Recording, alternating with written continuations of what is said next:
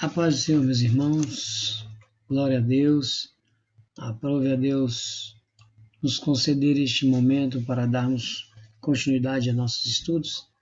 E eu quero aqui chamar a atenção dos irmãos, feliz e um pouco apreensivo, porque nunca fiz isso, né? É a primeira vez que nós estamos fazendo isso, esse trabalho de gravar os estudos. Então eu já peço aos irmãos desculpa, por algum motivo, porque estamos aprendendo todos juntos e isso é importante para o crescimento, todo aprendizado, E aqui é mais um que nós temos.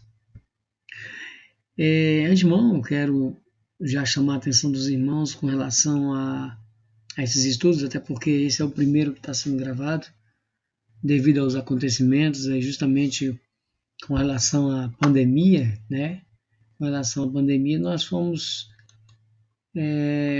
forçados, através de decreto, através das autoridades, a permanecer, em casa, na quarentena. Então nós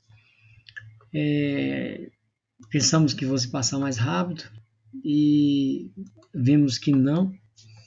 Então nós estamos aqui tentando solucionar esse problema, para nós darmos continuidade aos estudos, para não ficar pelo meio do caminho. Quem sabe quanto tempo dura isso e como vai ser daqui para frente.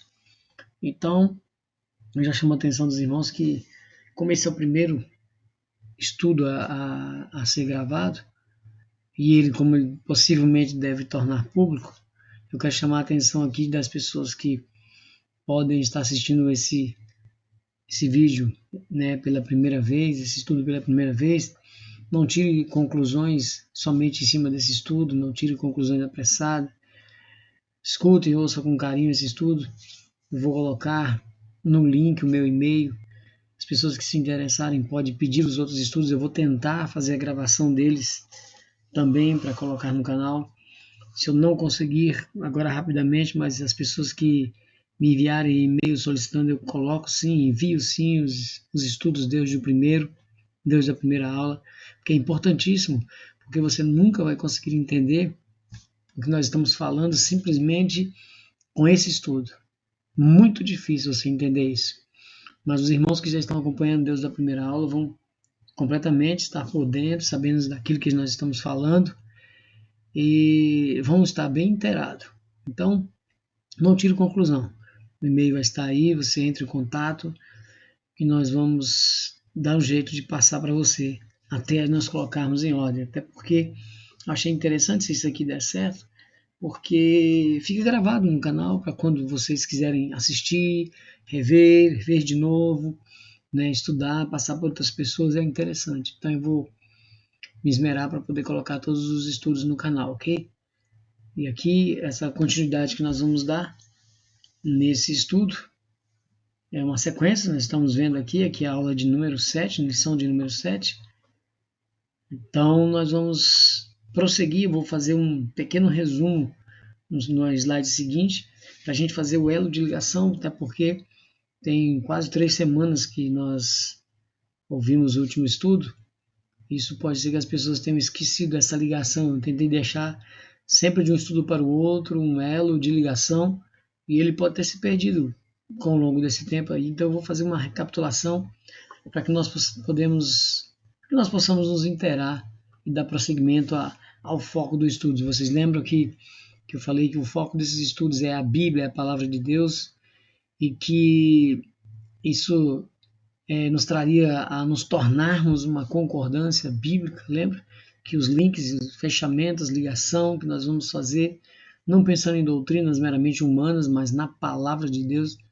Então esses estudos eles traziam o entendimento da Palavra de Deus, a compreensão, concordância, realmente o conhecimento de um plano de redenção perfeito, magnífico, maravilhoso, feito por Deus.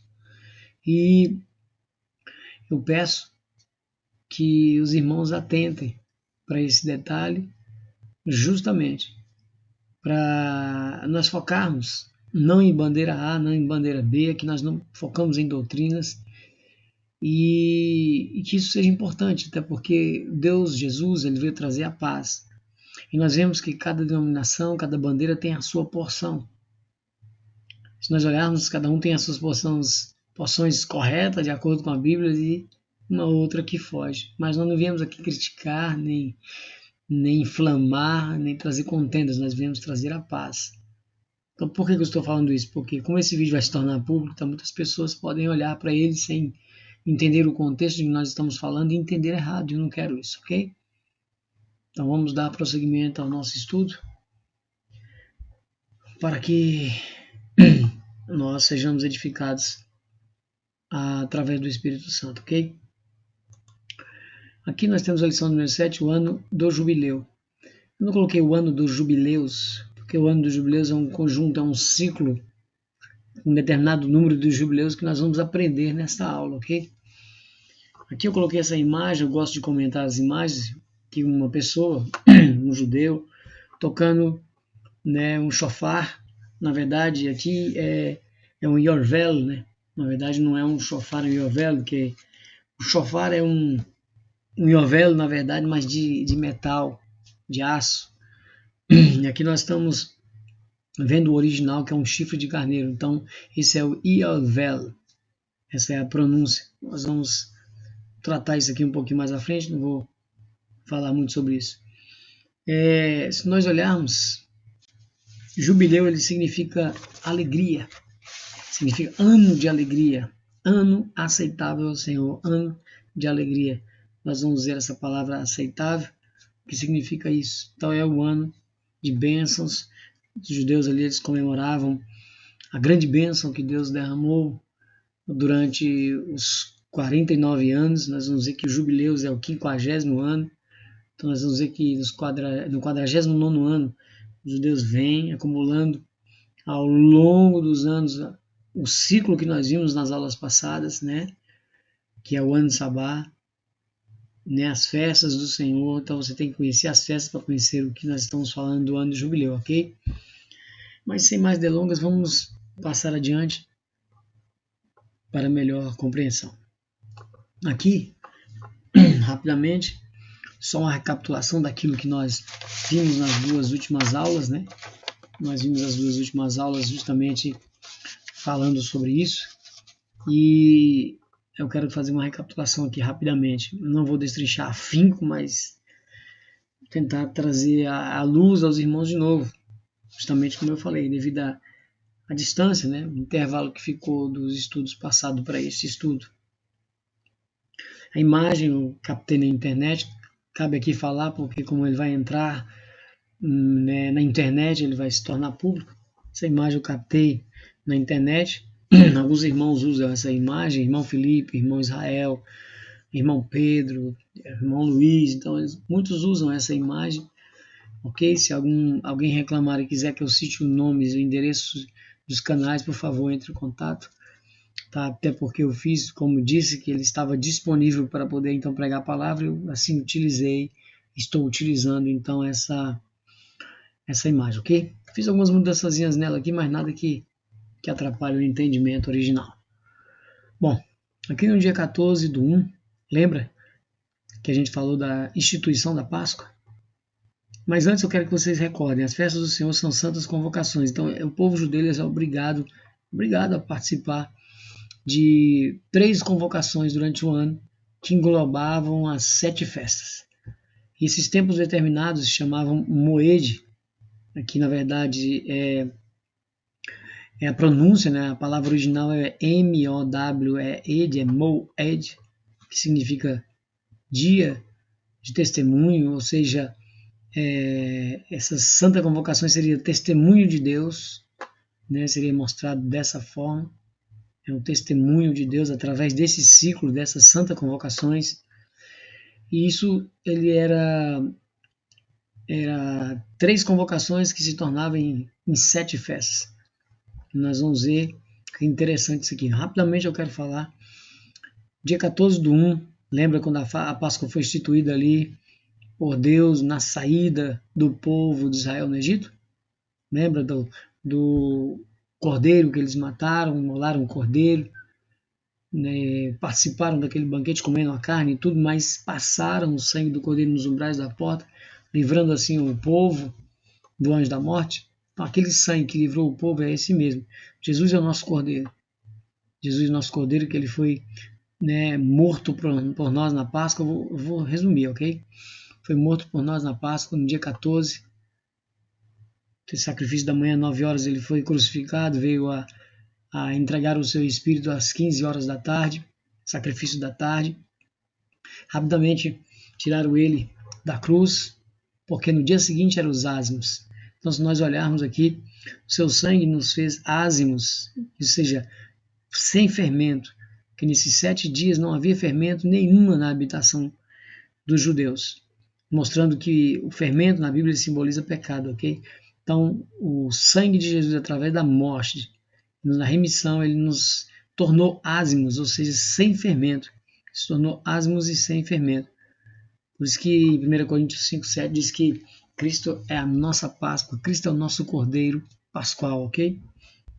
Então, eram contados 7 dias, e logo após os 7 dias, era apresentado as primícias diante de Deus, primícias da colheita. O que acontece? Eles colhiam o trigo, a primícia, a primeira colheita, e era apresentado. O sacerdote, ele pegava o molho de trigo e fazia assim, né, diante do Senhor, apresentava diante do Senhor para que o povo fosse aceito, né, para que o povo fosse aceito diante de Deus. E nós vemos que aqui Cristo morreu, ressuscitou ao terceiro dia, e ele foi apresentado no primeiro dia como primícia, como trigo. Lembra que nós estudamos que Cristo é o trigo e era necessário que o trigo morra? João fala que o trigo morra, ou seja, ele tem que morrer para dar fruto, para frutificar. Então Cristo é o nosso trigo. E nesse primeiro dia passava a contar 7 semanas inteiras, que eram semanas, festas das semanas. Ok? Então esse trigo, ele era moído, triturado, era feito massa. Para quê? Para que no 50º dia, né, fosse feito 2 pães desse trigo, 2 pães dessa premissa, e fosse apresentado diante do sacerdote, aqui lá, né, no literal, mas diante de Deus, ele foi apresentado diante de Deus. 2 pães feitos da premissa, 2 pães untados com azeite, ungidos. Untados aqui é Machia, vem da raiz de Machia, ou seja, Messias ungido. E esses pães eram apresentados diante do sacerdote, simbolizando então os 2 ungidos, as 2 casas de Israel. Quem nos acompanha, Deus do início, acompanhou os estudos das 2 casas de Israel e sabe o que eu estou falando. É por isso que eu falei, se você não está inteirado com esse estudo, você tem que procurar os outros estudos. Não tire suas conclusões simplesmente em cima deste estudo, ok? Então aqui esse triturar e esse moído para se tornar massa nos remete a Isaías 53. Isaías 53, ele nos mostra onde ali o trigo é moído, ou seja, Jesus foi moído, triturado por nós, fazendo que uma comparação de uma revelação de que queria acontecer com Jesus no futuro. E a representação do trigo sendo Cristo, se você for ali, né, em João, você vai ver falando sobre isso. E a questão de Jesus ser a nossa primícia, porque ele foi apresentado no primeiro dia como primícia dos que dormem. Ele foi o primeiro a entrar no céu. Não existe pessoa no céu. Cristo veio, morreu por nós, ressuscitou e foi apresentado com o Pai diante das premissas. Nós falamos que ninguém entrou no céu. Aquela desconstrução, lembra? Não vou entrar em detalhes, mas aqueles que as pessoas creem que alguns que ressuscitaram quando Cristo ressuscitou foram para o céu, não condiz com a palavra. Nós temos como provar no estudo anterior, que eu não vou entrar nesse detalhe. Então, em 1 Coríntios 15, versículo 19 e 20, diz que ele é a primícia dos que dormem. Porque ele foi apresentado diante de Deus, assim como o trigo foi apresentado diante do sacerdote, ele também, como o trigo, foi apresentado diante de Deus, como premissa para que nós também fôssemos aceitos diante de Deus. Por isso que o véu do templo se rasgou.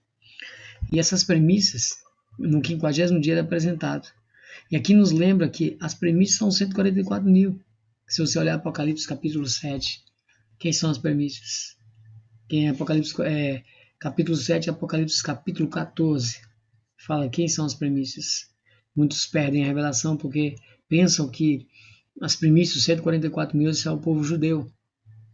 Mas quando nós entendemos as duas casas e sabemos o que está falando, nós vamos saber que os 144 mil são os dois ungidos, as duas casas, judeus e gentios juntos, em uma nação que se chama Israel espiritual. A igreja dentro, mas se chama Israel espiritual, porque se nós separarmos a igreja de Israel, nós estaremos descumprindo as profecias, causando a dissensão em que havia no tempo de Paulo. Paulo queria trazer a paz e explicar o que nós estamos explicando hoje, o povo não estava entendendo. Hoje, o povo tem mais revelação, tem mais conhecimento, mais informação, é passível de um melhor conhecimento, ok? Mas é só prestar atenção nos estudos passados. Depois eu vou colocar para as pessoas, para que as pessoas possam recapitular, ok? Então nós entendemos que foram completadas 3 festas e meias. Por que, Altair, 3 festas e meias? Nós também vimos na aula passada. Porque na verdade só teve uma chuva. Né? Teve uma chuva, a chuva serôdia. Está faltando a chuva temporã. Está faltando a chuva temporã. A chuva temporã é essa, ela vai vir justamente nos últimos dias. Nos últimos dias nós vamos ter a chuva temporã. Como é que você vê isso? Você percebe isso em Joel capítulo 2, 28, quando ele fala ali de uma primeira chuva, do derramar do Espírito, já em Atos capítulo 2, mas ele nos deixa em aberto. Se você prosseguir o capítulo 2 de Atos, você vai ver que algo no final estava acontecendo, apontando para algo futuro. Naquele dia o sol não escureceu, a lua não se tornou em sangue, e não houve grande terremoto, as estrelas não caíram. Então ficou algo pendente. Essa profecia ela se cumpriu em partes no passado, irá se cumprir em partes no futuro, ok? Mas vamos prosseguir. Então são 3 festas e meia que mostram a vinda de Cristo, a primeira vinda, e mais 3 festas e meias que apontam para uma segunda vinda de Cristo. Ficou bem claro na outra aula também, onde depois de ungidos nós nos tornamos reis e sacerdotes, tocamos trombetas, aí onde aqui é o tempo da igreja, nós trombeteamos, trocando, ou seja, manifestando o evangelho, para que haja arrependimento para entrarmos no dia da expiação, onde a expiação é feita lá no Antigo Testamento, no literal, o povo judeu aguardava o sumo sacerdote entrar no Santos dos Santos ali, expiar o pecado por ele, pela família e depois pelo povo, aspergia na arca o sangue, depois ele voltava, vinha e aspergia no povo, somente assim o povo poderia entrar, e então o pecado do povo era perdoado. Só que esse ciclo se repetiria todo ano, de ano em ano, porque o sacrifício ali era suficiente, só cobrir o pecado. Agora não, nós estamos neste tempo aqui, nós através de Cristo, da unção do Espírito Santo, do revestimento, estamos trombeteando, tocando trombeta, proclamando o Evangelho, tempo de arrependimento, para o quê? Para entrarmos na festa da expiação, quando Cristo, nosso sumo sacerdote, vocês lembram quando falamos do casamento?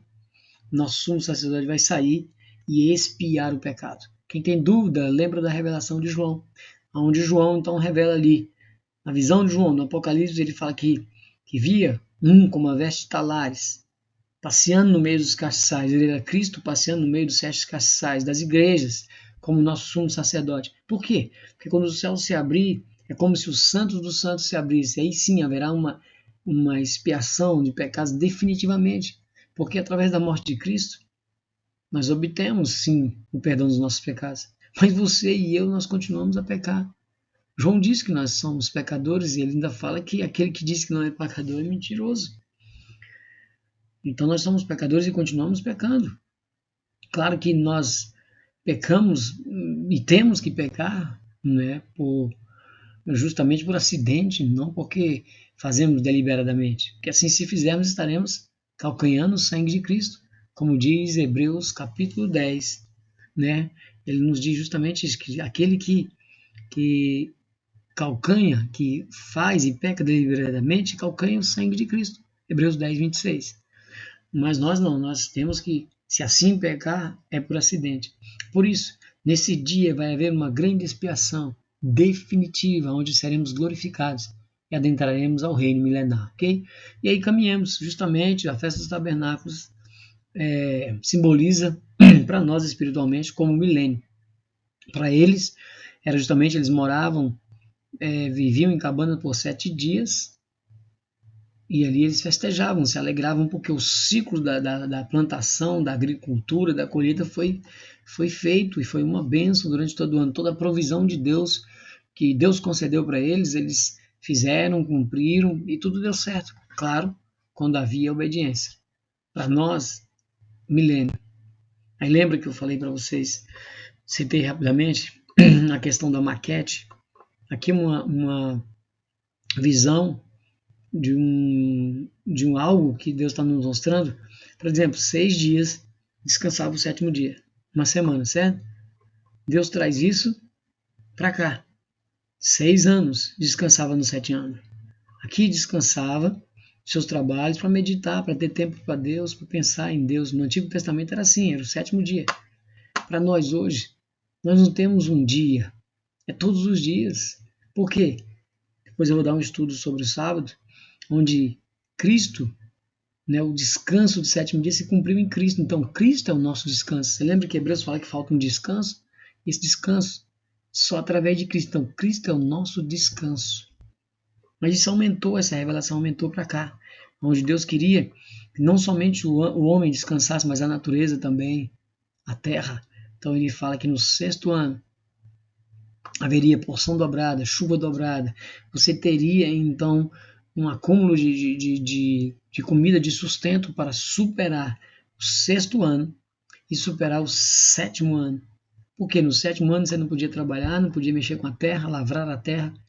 O que a terra desse, quem usufruiria dela principalmente? Os pobres, a viúva, o estrangeiro. Era para isso, a lei era para isso, para que eles não passassem necessidade. Deus dava o sustento. Mas também haveria um retorno à sua possessão, um retorno à sua herança. Nós vamos falar um pouco sobre isso mais na frente. Então você vê que essa revelação ela foi aumentada. Assim como os 49 semanas, aqui, 7 vezes 7, 49 dias. São 7 semanas, que dá 49 dias.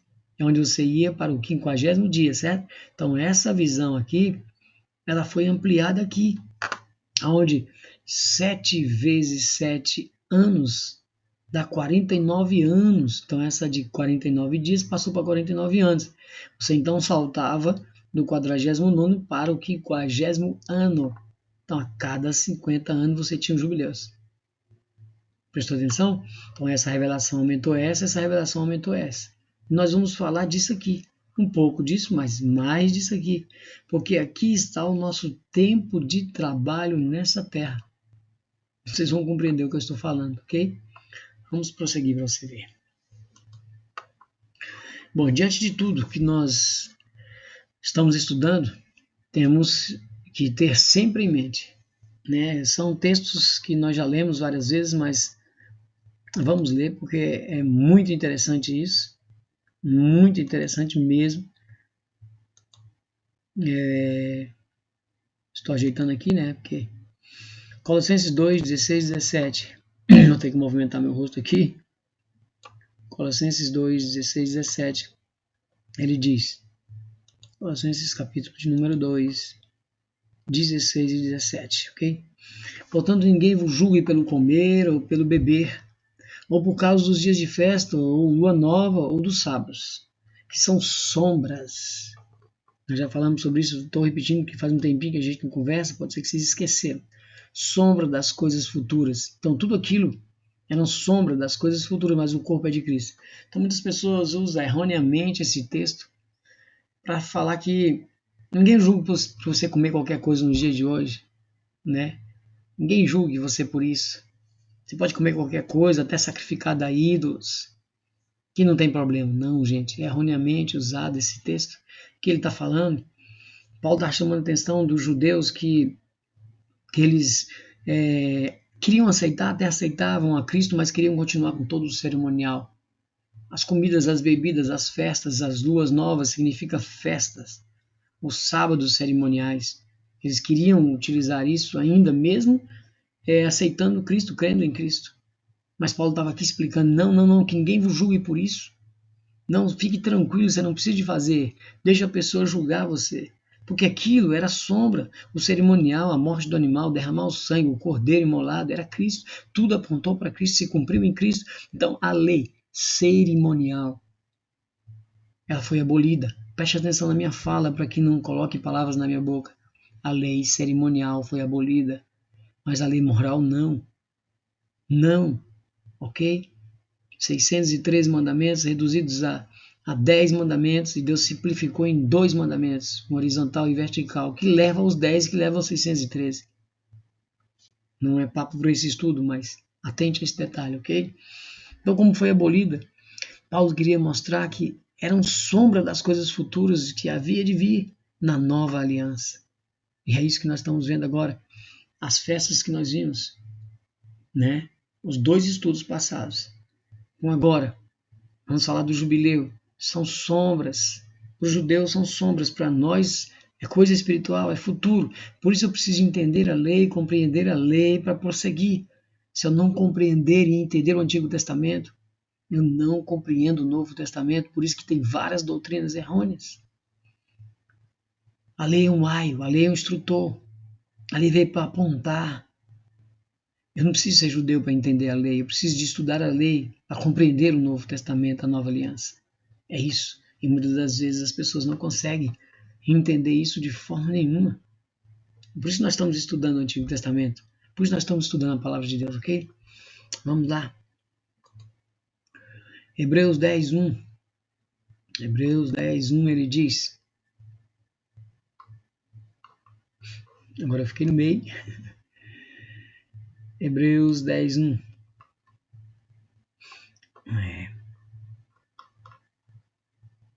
Hebreus 10:1. O que ele diz ali? Porque tendo a lei a sombra dos bens futuros, e não a imagem exata. Não, exata não. Lembra quando eu falei da sombra da mão? Lembra quando eu falei da sombra da mão? A mão tem cor, tem textura, mas a sua sombra é negra, não tem textura, não tem cor. Você só entende que é uma mão pela silhueta. Ok? Então é sombra dos bens futuros e não a imagem exata. A realidade é a imagem exata das coisas, nunca pelos mesmos sacrifícios que continuamente se oferecem cada ano. Pode aperfeiçoar os que a ele se chegam. Então esses sacrifícios não aperfeiçoavam as pessoas, cobriam os pecados, mas há um sacrifício único, que foi feito uma única vez, por mim e por você, Cristo. Esse é verdadeiro. Aquilo era sombra, ok? Vamos prosseguir. Vamos prosseguir. Através deste estudo, nós vamos fazer a ligação com uma profecia tremenda revelada a Daniel, que é 70 semanas. Esse é o objetivo. Nós vamos ligar as festas, os jubileus, nós vamos ligar a profecia de Daniel das 70 semanas. Vamos começar pela estátua, os animais, vamos chegar nas 70 semanas. Porque essa profecia é tremenda, mas eu preciso passar pelas festas. Quem não compreende as festas direito não compreende as 70 semanas. Não se localiza no tempo, ok? A palavra jubileu vem do hebraico Yovel, lembra? Eu falei o chifre de carneiro, ele chama Yovel, se refere justamente ao carneiro cujo chifre foi usado para anunciar o ano festivo, ou seja, no ano do jubileu deveria ser tomado o shofar, feito de chifre de carneiro, shofar, ou seja, Yovel, e tocado em todo Israel para anunciar desta forma o início desta festividade. Então, a grande trombeta, esse texto nós vamos ler no final, quase no final do estudo, mas vamos ler agora para você se inteirar, né? É Isaías 27, 12, 13. Isaías 27, 12, 13. Isaías 27. Isaías 27, 12 e 13. Será naquele dia que o Senhor padejará o seu fruto desde as correntes do rio até o rio do Egito. E vós, ó filhos de Israel, sereis escolhidos um a um.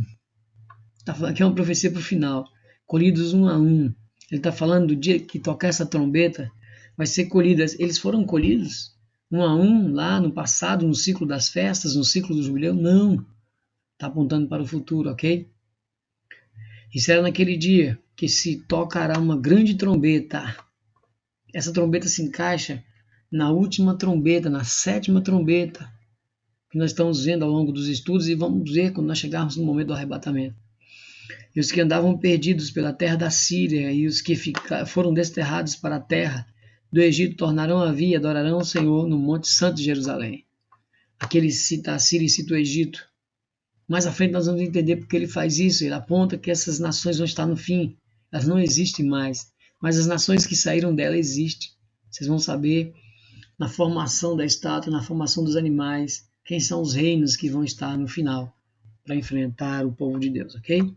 Não dá para conversar sobre isso neste momento. Vamos lá. Instituição da festa, dos jubileus, né? Deus deu diversas leis ao povo de Israel, né? Que tinham, dentre vários objetivos, um especial, que era o quê? O de distingui-los de outros povos. Ou seja, o ciclo das festas era para mostrar um povo temente a Deus, dependente de Deus, atento ao falar e ao andar de Deus. Era isso. Para ser diferente, porque Deus queria que eles se tornassem reis e sacerdotes. Ou seja, fazer deles um povo diferenciado em suas práticas e em uma sua adoração. Porque nós vemos a questão dos reis e sacerdotes. Vamos lá, 19. Vamos faz um tempinho. Êxodo 19, 5, 6. Êxodo 19, 5, 6, ele diz: agora, pois, se diligentemente, eu gosto dessa palavra, ok? Bem atento. Ouvides a minha voz, guardares o meu concerto, então sereis a minha propriedade peculiar dentre todos os povos, porque toda a terra é minha, e vós me sereis reino sacerdotal, povo santo. Essas são as palavras que falarás aos filhos de Israel. Então Deus queria que essa nação já aqui fisicamente se tornasse um reino sacerdotal, um povo santo, para pregar o evangelho nessa terra. Um povo diferente, um povo dele. Mas sabemos que deu problema. Eles adulteraram, se prostituíram com bezerro e outras coisas mais, né? E continuaram, não se arrependeram e receberam carta de divórcio. Lembra quando falamos do casamento? Que Israel recebeu carta de divórcio e não vamos aprofundar mais aqui, nós vamos ver o estudo, vamos passar para os irmãos, fiquem tranquilos para vocês reverem eles também. Ok? Então ele queria que eles se tornassem um reino sacerdotal. Assim, como eles não quiseram, deu problema, foi transferido agora para um povo santo. Mas aqui eu não posso falar que é só a igreja, lembra das duas casas? Agora ele quer um povo que se chama Israel espiritual. Mesmo os judeus agora, para entrar nessa aliança, tem que ser através de Cristo. Todos nós, gentios e judeus, as duas casas, se tornaram um povo sacerdotal. Né? 1 de Pedro 2. Vamos lá. 1 de Pedro 2,9. 1 de Pedro 2,9 ele diz: mas vós sois geração eleita, sacerdócio real, nação santa, povo adquirido. Adquirido por quê? Porque foi comprado. Para que anuncieis as virtudes daquele que vos chamou das trevas para a maravilhosa luz. Lembra que vós no outro tempo não eram povo, mas agora sois povo de Deus, que não tinhas alcançado misericórdia, mas agora alcançaste misericórdia? Amados, peço-vos como a peregrinos e forasteiros, que vos abstenhais das concupiscências carnais que combatem contra a alma. Eu li mais um pouquinho para ficar bem contextualizado, que esse povo que foi disperso vai voltar através de Cristo para se tornar agora um povo sacerdotal. Por isso que nós somos reis e sacerdotes, por isso que nós vamos reinar com Cristo. Por isso que ser fiel até a morte dar-te a coroa da vida. Coroa para quê? Para reinar como reis e sacerdotes com Cristo no reino milenar. Vamos andar. Nós podemos encontrar a referência completa e detalhada sobre essa lei. Vamos lá. Levítico 25, de 8 a 13. Levítico 25, de 8 a 13. Levítico 25.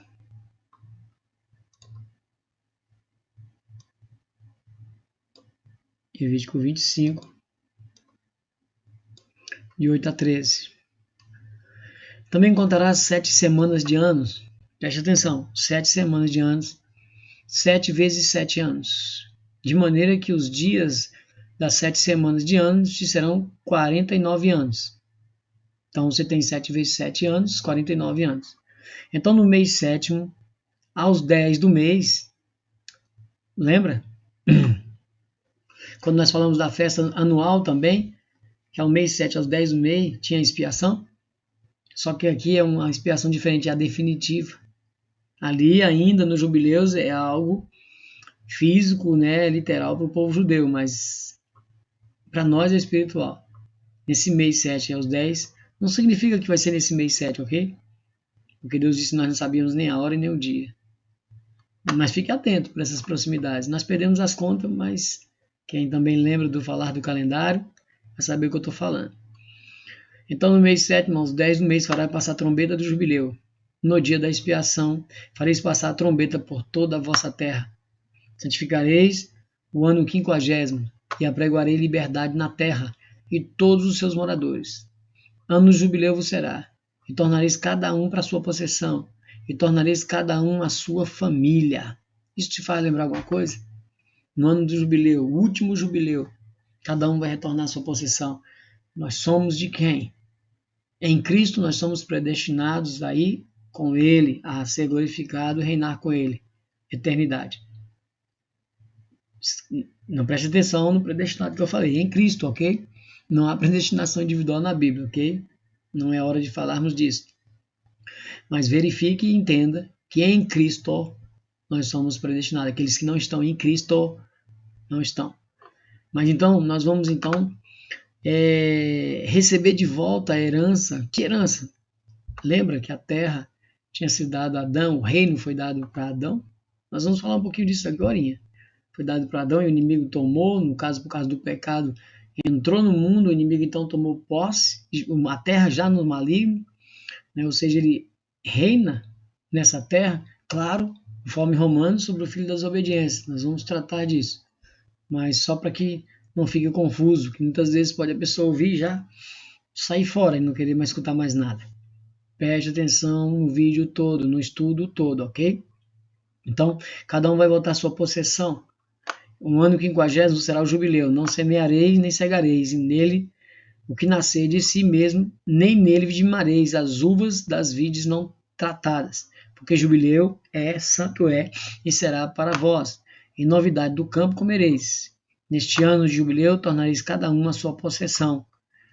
E quando venderdes alguma coisa ao vosso próximo, ou comprardes da mão do vosso próximo, ninguém oprima seu irmão. Conforme o número dos anos desde jubileus, comprado ao teu próximo, e conforme o número dos anos das novidades, ele venderá a ti.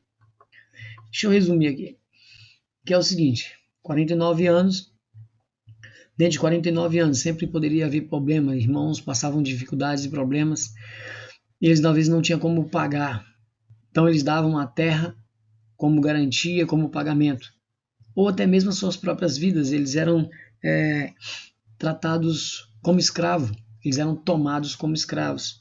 Só que tinha um problema. Quando chegava, então, no 49º, ele teria que devolver essa terra, essa possessão que foi usufruída por esta pessoa durante esses anos, os anos todos que ele ficou com a terra porque tomou por pagamento de dívida, ele teria que devolver realmente o dono original. Ele devolvia ao dono original e a pessoa, da mesma forma que era tomada como escravo por não pagamento da dívida, ela também era devolvida a liberdade, a sua família, era devolvida à sua família. E ele ainda dava uma assistência, né, um dinheiro, um sustento para ele sobreviver alguns dias. Então a pessoa recebia, esse jubileus aponta isso, a restauração, a justiça eterna, é nos apontado para algo superior, que nesse grande dia dos jubileus, nessa última trombeta dos jubileus, nesse último jubileu que está faltando, nós vamos retornar à nossa possessão, a nossa herança. E qual é a nossa herança? Reinar com Cristo. É o reino de Deus. Nós estaremos com Ele, recebendo de volta. Hoje nós somos escravos desse sistema. Sim, mesmo em Cristo nós sofremos algumas pressões, algo ainda tremendo sobre nós, porque estamos inseridos debaixo desse mesmo sol, juntamente com os ímpios. Em Cristo nós somos protegidos, sim, mas quem aqui não tem tribulação, quem não tem enfermidade, quem não tem doença, quem não passa por problemas, levante a mão, como diz assim um bom pastor. Mas você tome isso, né, para você como algo tremendo que Deus está fazendo. Essa trombeta vai nos levar à restauração, à herança, o retorno, definitivamente, né, livres do cativeiro, vamos dizer assim. Eu sei, Romanos diz que os filhos da desobediência, ou seja, Satanás ele atua sobre os filhos da desobediência. Mas ninguém aqui não já sofreu opressão? Porque nós vivemos em um ciclo de trabalho neste mundo, onde do suor do nosso rosto nós vamos comer o pão. Quem aqui não se esforça, não rala? Mesmo aqueles que ficam sentados atrás de uma mesa, tem o sofrimento da pressão psicológica, tem a rotina que tem que estar no horário. Então, é um ciclo. Todos nós somos participantes. Ok? Mas vamos lá.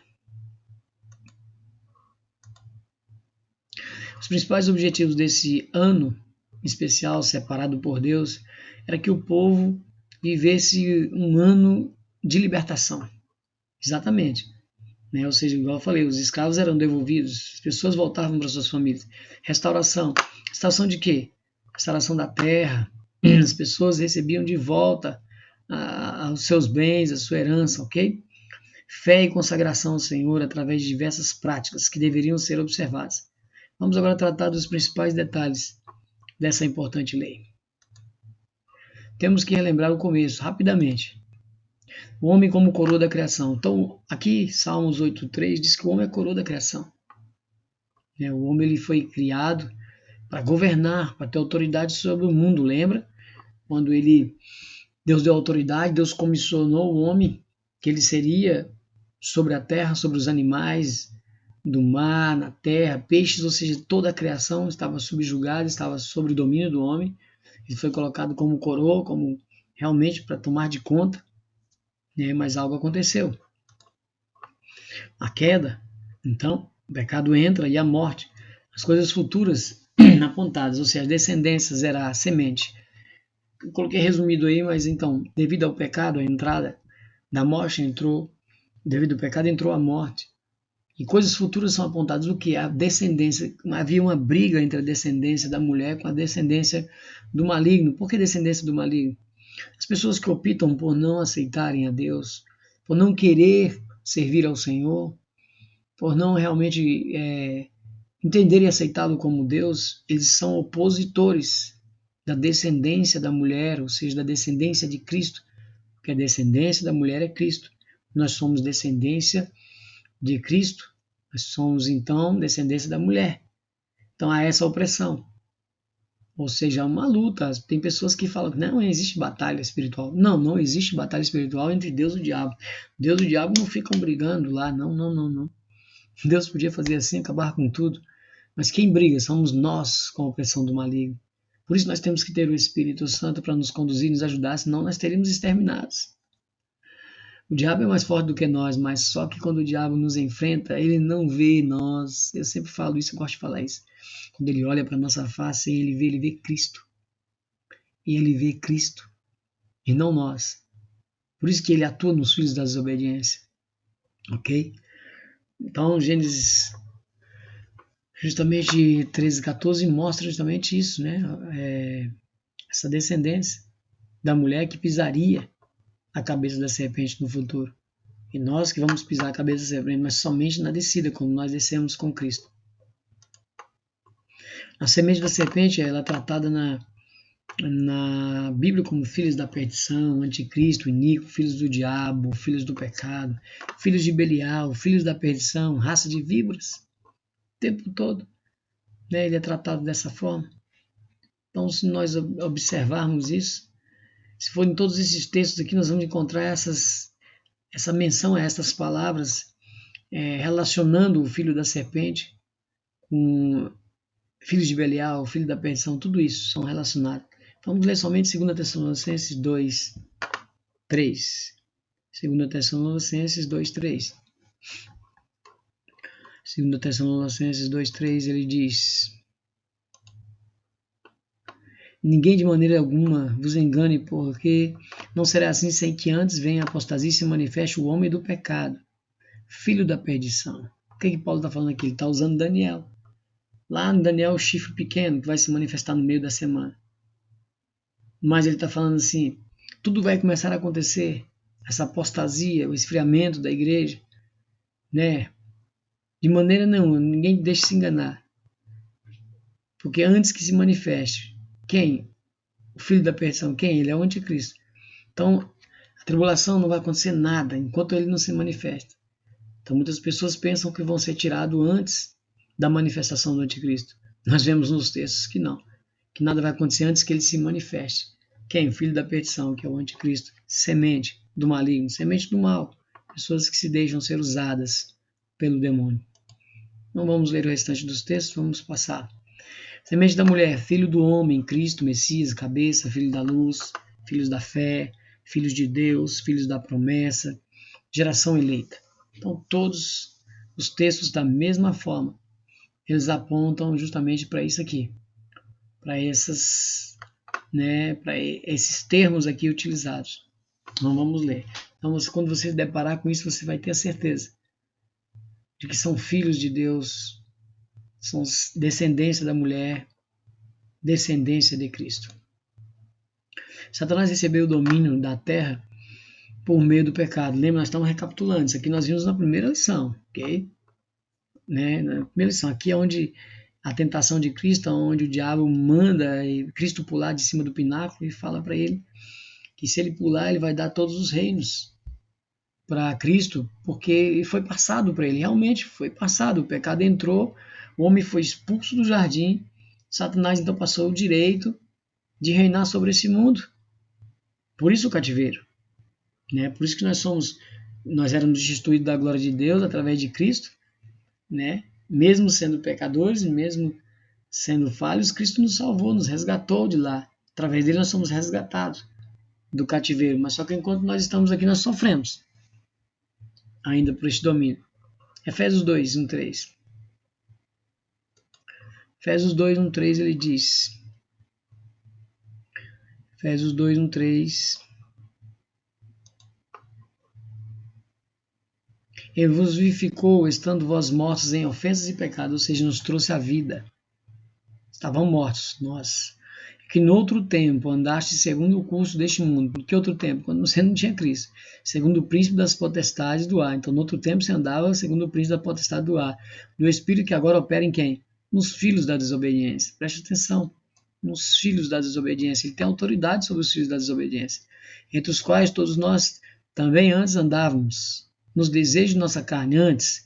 Fazendo o que? A vontade da carne e dos pensamentos. E éramos, por natureza, filhos da ira. Como os outros também. Nós éramos filhos da ira, hoje nós somos filhos de Deus. Éramos filhos de Belial. Ok? Então ele atua nos filhos da desobediência. Mas ele está aí. A escravidão do homem, então, Gênesis 3,17 mostra, então, o tempo de trabalho. Pensa só, vamos lá, na maldição, né, que foi imposta. A maldição que foi imposta, Gênesis 3,17.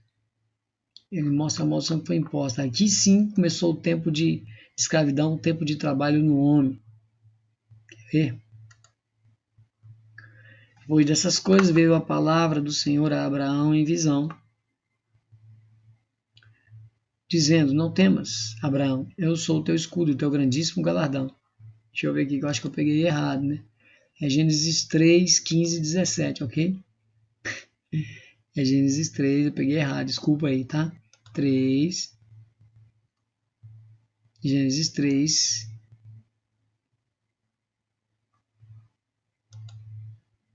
Gênesis 3, 15 e 17. É a descendência. Porém, inimizade entre ti e a mulher, e entre a tua semente e a semente. E a sua semente, essa te ferirá a cabeça e tu ferirás o calcanhar.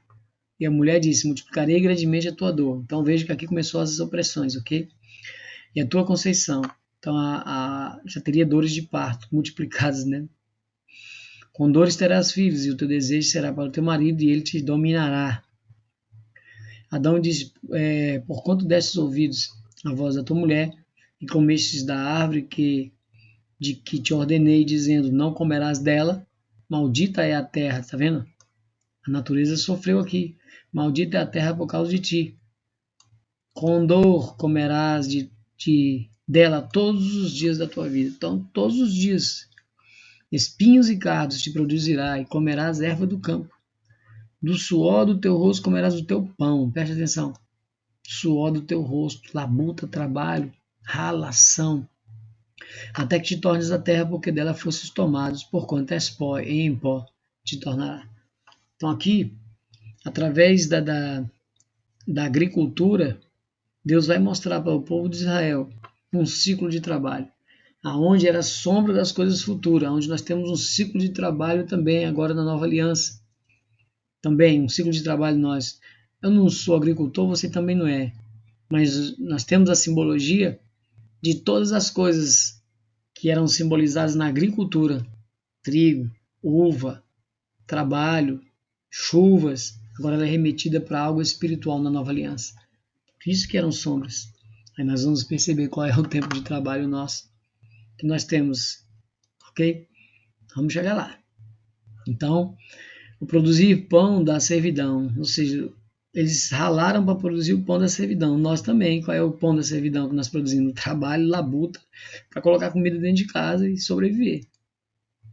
A humanidade foi vendida por meio do pecado.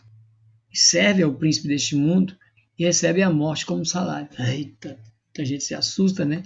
Mas vamos ler o texto. Vamos comentar depois. Romanos 7,14. Romanos capítulo 7,14 ele diz. Romanos 7,14.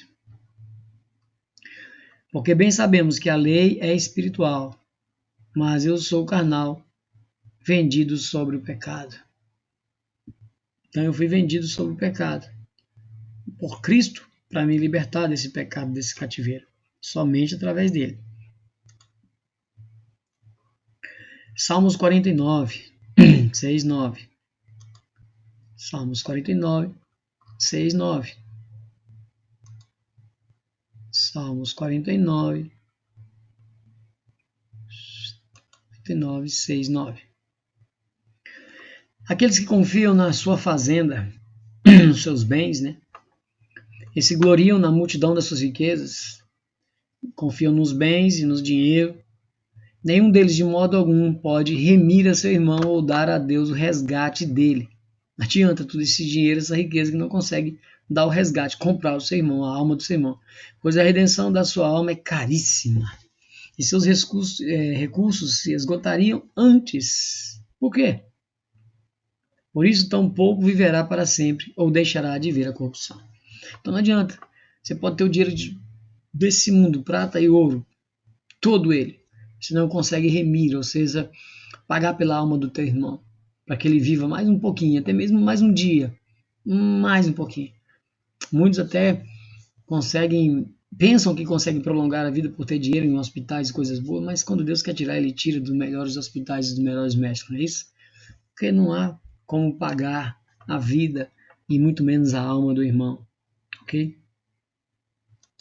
Porque ela é caríssima, muito caríssima. Vamos lá. A descendência, né, Israel, a igreja dentro, não se esqueça, uma nação espiritual, não carnal, escravizada. Então nós vamos tirar esse exemplo, vamos tirar esse modelo, essa revelação para trazer para a nova aliança. Vamos ver, que tempo é esse de escravidão? Quanto foi o tempo de escravidão que Israel permaneceu? Gênesis 15, 13 e 14. Gênesis 15, 13 e 14, ele diz: Então disse Abraão: Saibas de certo que peregrina será a tua semente em terra que não é sua, e servi-los-á e afligi-los-ão 400 anos. Mas também eu julgarei a gente a qual servirão, e depois sairão com grande fazenda. Então veja, Deus estava prevendo que o povo iria ser afligido em escravidão por 400 anos. Preste atenção nisso aqui, ó. 400 anos, ok?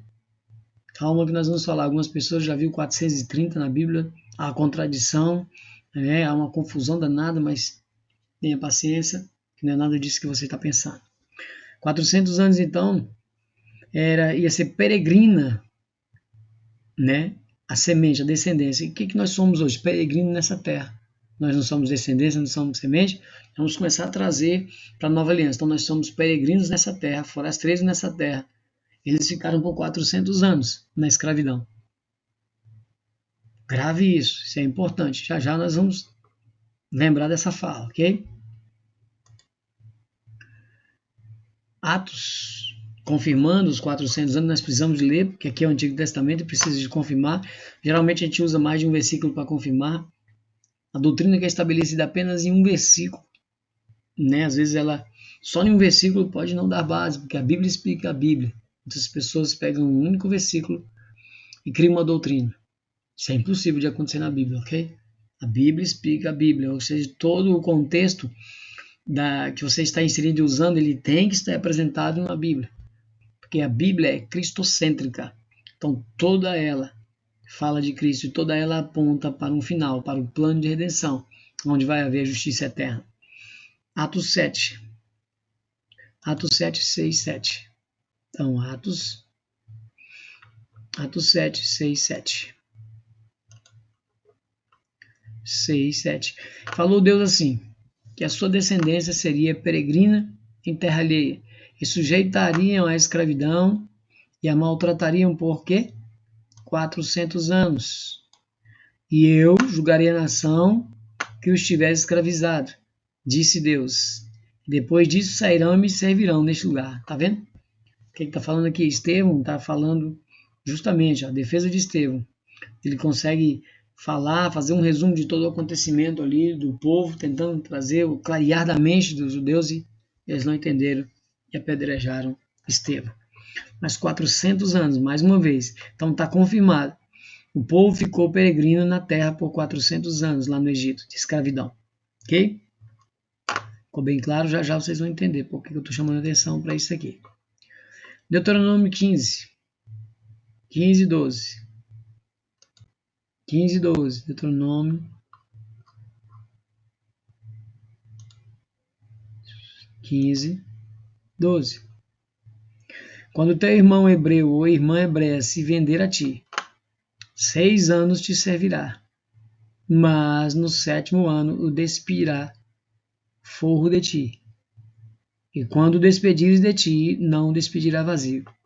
Então lembra que, assim como o povo do Egito, depois da escravidão, eles saíram do Egito, e você lembra um pouquinho antes, os egípcios foram tocados por Deus ali e entregaram joias, riquezas para o povo ali hebreu, e eles saíram ricos, né? Eles saíram com grandes despojos, até porque eles necessitariam de todo o ouro, prata, bronze, para poder dar início à construção do templo, né?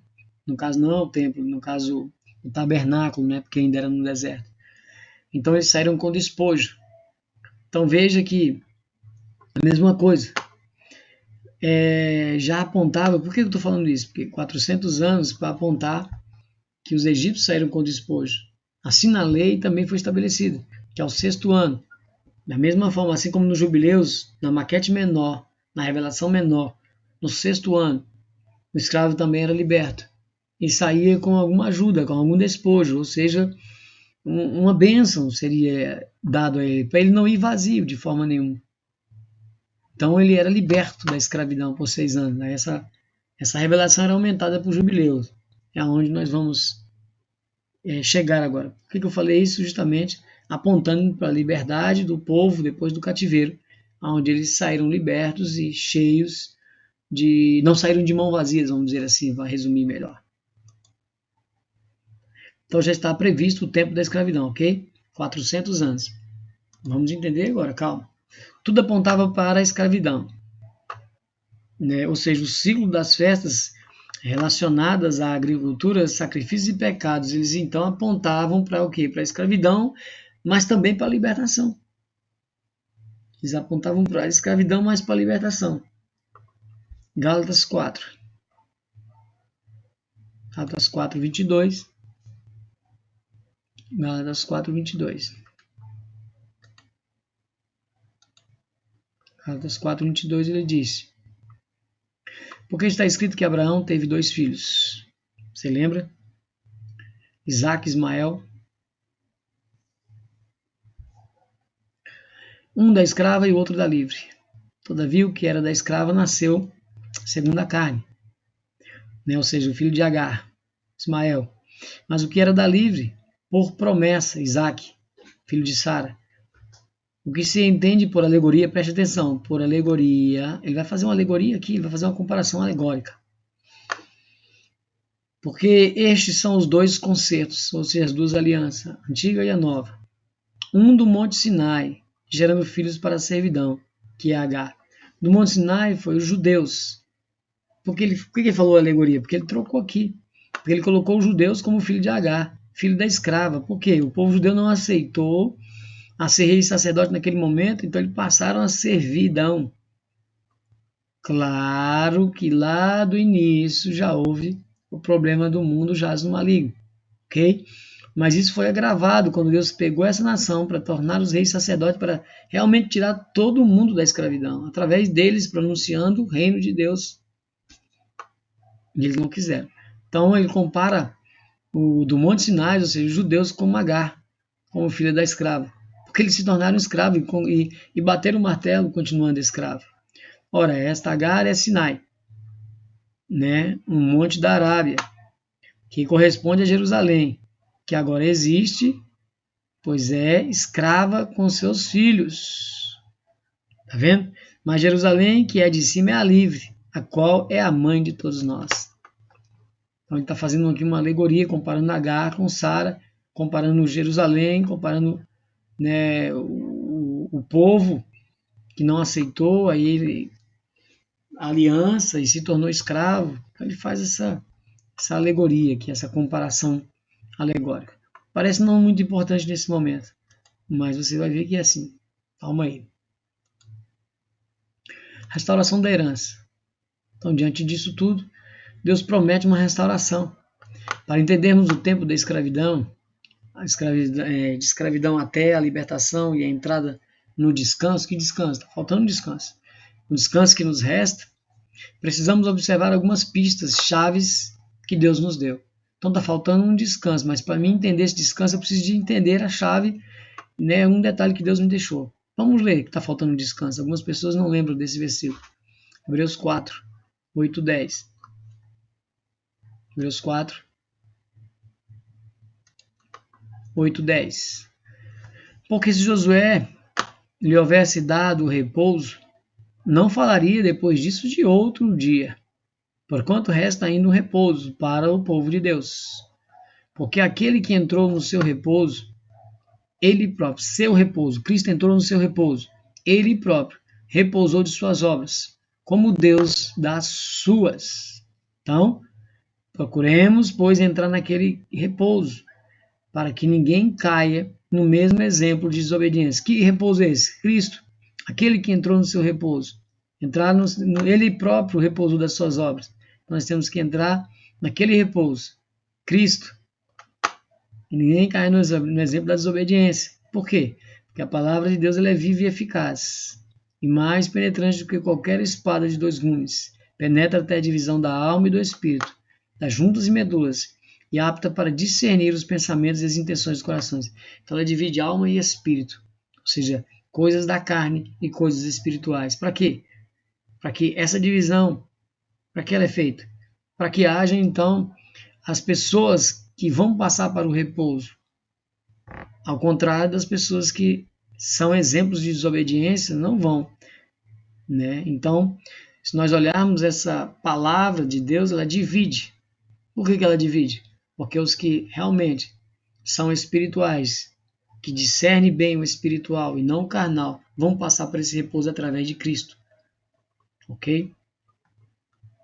Vamos prosseguir? Então precisamos observar algumas pistas, chaves que Deus nos deixou. Primeiro, como eu falei, primeiro eu vou voltar. Nós nunca vamos saber o dia nem a hora marcada. Mas os tempos próximos, Deus está dando a dica que está chegando. A contagem vai se aproximar. Vai chegar bem perto. Mas o dia e nem a hora ninguém vai saber. Aquele que falar que conhece o dia e a hora, foge dele. Ok? Então eu estou dando um tempo aproximado, veja. A Bíblia está mostrando para nós. Não sou eu que estou inventando. O tempo do trabalho na criação de Deus. Veja. Gênesis 1:31. Todo mundo conhece. Mas vamos lá. Eu preciso para não deixar nas minhas palavras, ok? para não deixar nas minhas palavras, nós vamos ler Gênesis 1, 31. E viu Deus tudo quanto tinha feito, e eis que era muito bom. E foi tarde e manhã no dia sexto. Então, tarde, aqui é um detalhe, ó, tarde e manhã. Lembra quando nós falamos do calendário? Que o calendário judeu ele era contado das 18 horas, ou seja, ao pôr do sol, às 18 horas, às 6 horas da manhã. Então, por isso que é chamado tarde e manhã, o dia era contado, então, no início, na entrada da noite. E lembre-se, sexto dia, ok? Por quê? Porque ele descansou no sétimo dia. Vamos lá. E Gênesis 2, 1, 3. Gênesis 2, 1, 3. Assim os céus e a terra e todo o seu exército foram acabados, e havendo Deus acabado no sétimo dia, sexto para o sétimo dia, sua obra que tinha feito, descansou no sétimo dia de toda a sua obra que tinha feito. E abençoou Deus o sétimo dia, e o santificou, separou, porque nele descansou de toda a sua obra que Deus criara e fizera. Ok? Vão se inteirando aí, nós vamos aumentando a revelação para chegarmos ao foco. Êxodo 20, 11. Êxodo 20. Êxodo 20, 11. Porque em 6 dias fez o Senhor os céus e a terra, o mar e tudo o que nele há, e ao sétimo dia descansou, porquanto abençoou o Senhor o dia de sábado e o santificou. Só para confirmar em outro livro, tá? Só para confirmar. Então nós vemos que 6 dias Deus criou. Já havia 24 horas. Por que já havia 24 horas? Porque já tinha criado o Sol e a Lua. Então já havia tempo, ok? Então 6 dias vezes 24 horas igual a 144 horas de trabalho. Então se Deus trabalhou em 7 dias, em 6 dias literais, descansou no sétimo dia, ele trabalhou 144 horas. Por que você está fazendo isso? Aonde você quer chegar? Algumas pessoas já estão se perguntando. Acompanhe, preste atenção, entenda o que nós estamos falando. Principalmente as pessoas que acompanharam os outros estudos, preste atenção. Nós vamos fazer aquela ligação agora, a concordância, a ligação, o elo, ok? O tempo de escravidão no Egito, lembra? Falamos um pouquinho atrás. 400 anos, lembra? Nós confirmamos, lembra que nós confirmamos em Gênesis 15, 13, 14? Confirmamos aqui em Atos. Mas eu preciso de ler Êxodo. Eu preciso de ler Êxodo 12, 40 e 41. Vamos ler. Êxodo 12, 40 e 41. 40 e 41. O tempo que os filhos de Israel habitaram no Egito foi de 430 anos.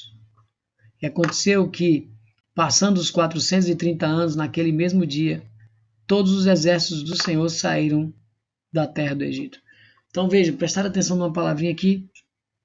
Tempo que os filhos de Israel habitaram. Então as pessoas entram em contradição dizendo, na Bíblia fala um momento de escravidão de 430 anos e em outro versículo fala 400 anos.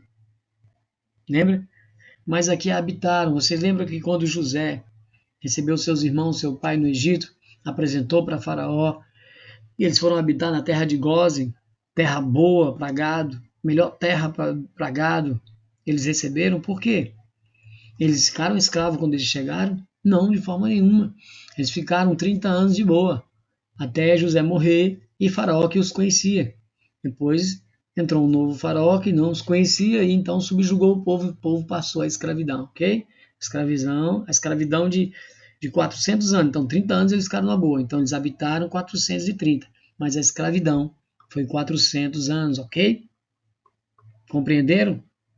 Não precisa ler novamente Estevão, aqui a questão de Atos, Estevão falando para os judeus, não precisa, né?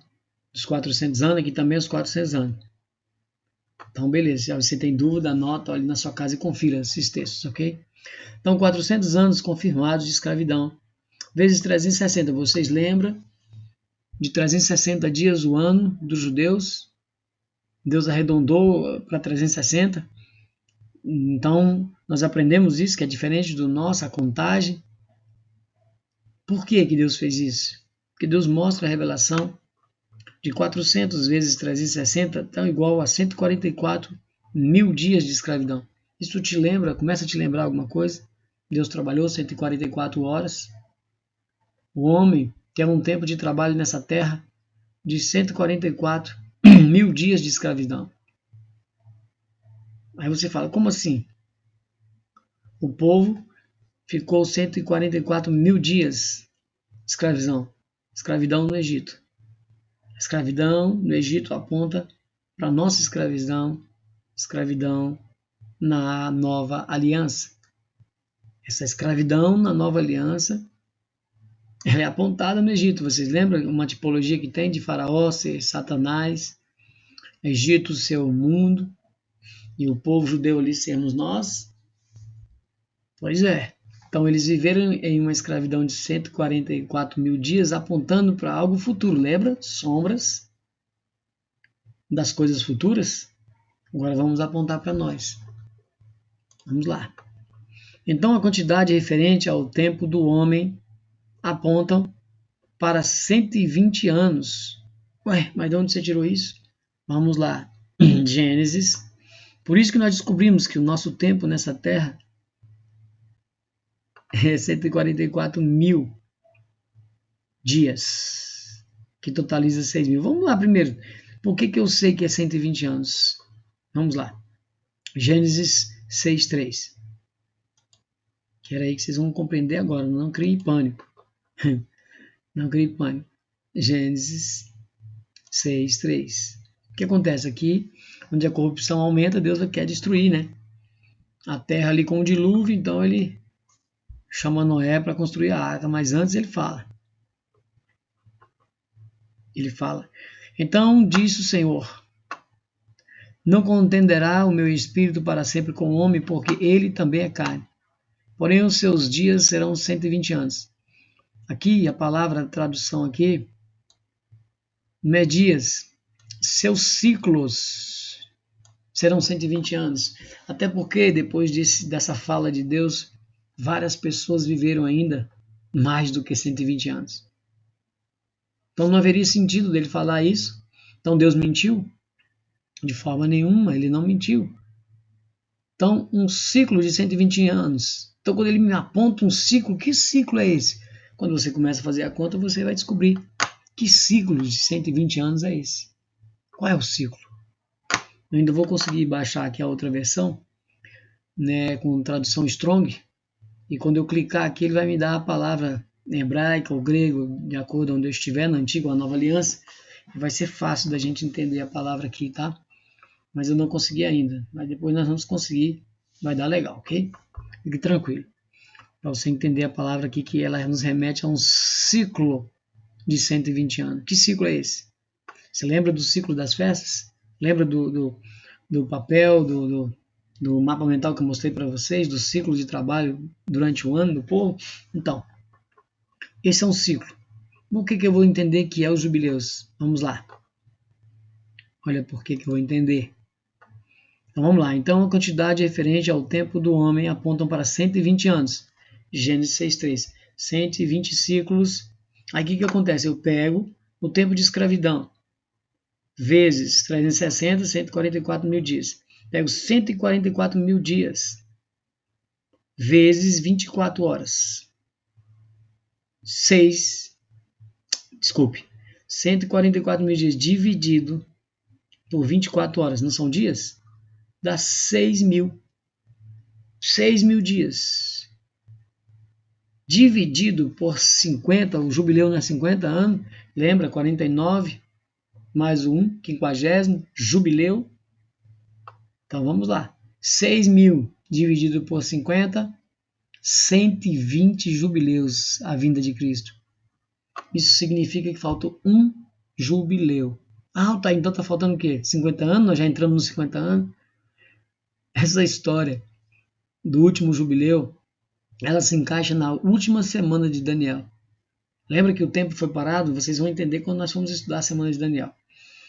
Então houve 69 semanas já aconteceram na Terra, Nós vamos entender quando e como, ok? Estão instituídas sobre o teu povo, Deus fala para Daniel. 7 semanas, 62 semanas. Né? Até ungido, depois ele será cortado. Aí depois ficou uma semana parada. Essa semana que está faltando é esse jubileu que está faltando. É o intervalo entre a 3 festas e meia e 3 festas e meia. É tudo o mesmo espaço, é tudo o mesmo tempo. Né? É o tempo de completude, é o tempo dos gentios, é o tempo da igreja, vamos dizer assim, adentrar a aliança. Então está parado o tempo, mas esse tempo está parado, mas ele não vai ultrapassar os 6.000 anos. Quem estudou sobre o calendário que nós falamos sabe o que eu estou falando. Ok? Aí você vai falar, para quem não acompanhou ou não está acompanhando, como eu falei que esse vídeo pode tornar público, não tire conclusões precipitadas. Mande um e-mail, vou mandar os estudos para você. 6.000 dias. Nosso calendário foi mudado. Nós não estamos no calendário correto. Quem tomou conta do calendário? Os papas. Pio VI, calendário juliano, gregoriano, todos eles. São manipulados. O mundo jaz no maligno.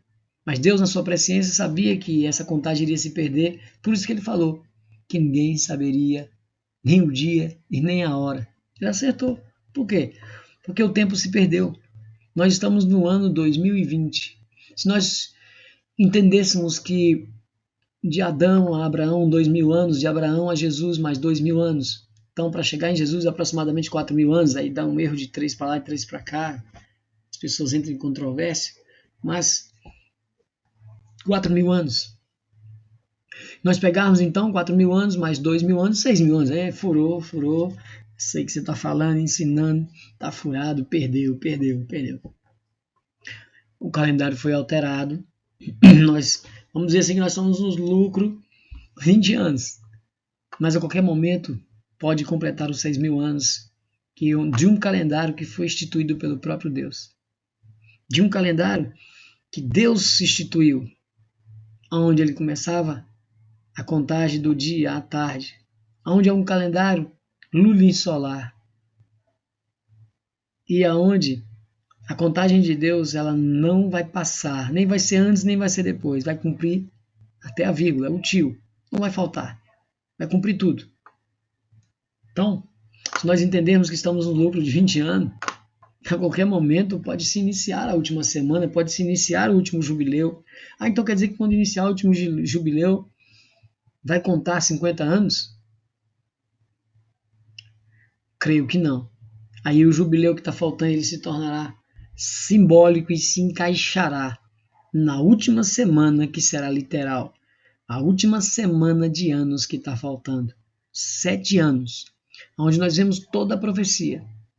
Nós vamos compreender isso na 70ª semana, onde essa semana será dividida no meio. 3 anos e meio, onde os santos profetizarão com porção dobrada, receberão a última chuva, na verdade as 2 chuvas no mesmo mês, para profetizar no poder de Moisés e Elias, porção dobrada. E somente, você vai em Apocalipse capítulo 11, você vai ver, somente depois dos 3 anos e meio haverá a perseguição, onde levantará a besta do mar e perseguirá os santos e Deus dará direito para que ele persiga e mate os que ficarem para trás, os santos. Mas nós vamos tratar, aprofundar disso mais adiante. Quem acompanha já sabe o que eu estou falando, ok? Então vamos prosseguir. Ok? Dúvidas, vocês me liguem e perguntem. Então, 6.000 anos é o tempo da Terra. Por quê? Porque o milênio é 1.000 anos. Alguém tem dúvida? Apocalipse capítulo 20, de entender que é 1.000 anos? Lembra? Armagedon, a besta e o falso profeta será lançado no lago de fogo. Satanás será preso por 1.000 anos. Por quê? Porque 1.000 anos é o tempo que nós estaremos com Deus nos jubileus, na festa dos tabernáculos. Está vendo que só muda o nome, mas é a mesma coisa.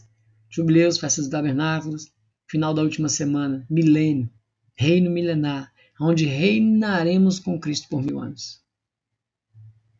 Então, esse último jubileu vai se encaixar na última semana. Por isso que a última semana de Daniel, essa revelação é tremenda. Essa revelação nos mostra o porquê Satanás queria impedir Daniel. Mas vamos falar menos agora para não confundir os irmãos. Mas entendeu que os jubileus, aos 10 dias, que está faltando o intervalo das festas, as 3 festas e meia, jubileu, é justamente a última semana de Daniel, é o tempo dos gentios agregarem. Mas lembre-se, não ultrapassará os 6.000 anos, porque é bíblico, é profético. Nós descansaremos, o último descanso será no 7º milênio. Ok? Cristo, o nosso parente remidor. Lembra? As sombras futuras. Vamos lá.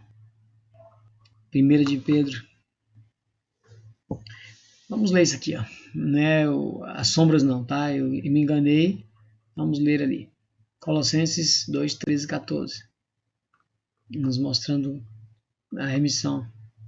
Colossenses 2, 13 e 14, ele diz: E quando vós estavas mortos nos pecados, na incircuncisão da vossa carne, nos vivificou juntamente com ele, perdoando-vos todas as ofensas. Nos trouxe a vida perdoando, né?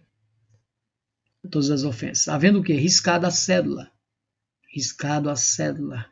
Como algumas versões, rasgado a cédula, que era contra nós nas suas ordenanças. Contra nós as ordenanças. Por quê? Porque Cristo veio abolir as ordenanças, a qual de alguma maneira nos era contrária, e a tirou do meio de nós, cravando na cruz. Então ele rasgou essa cédula que era contra nós, através do que? Das ordenanças. Por isso que nós não fazemos e cumprimos as ordenanças do povo judeu, matança de animal, né, servindo a lei, vivendo o ciclo das festas, vivendo o ciclo do jubileu. Não, é sombra para nosso aprendizado. Ok? Vamos lá. Cravou na cruz. 1 de Pedro 1, 18 e 19.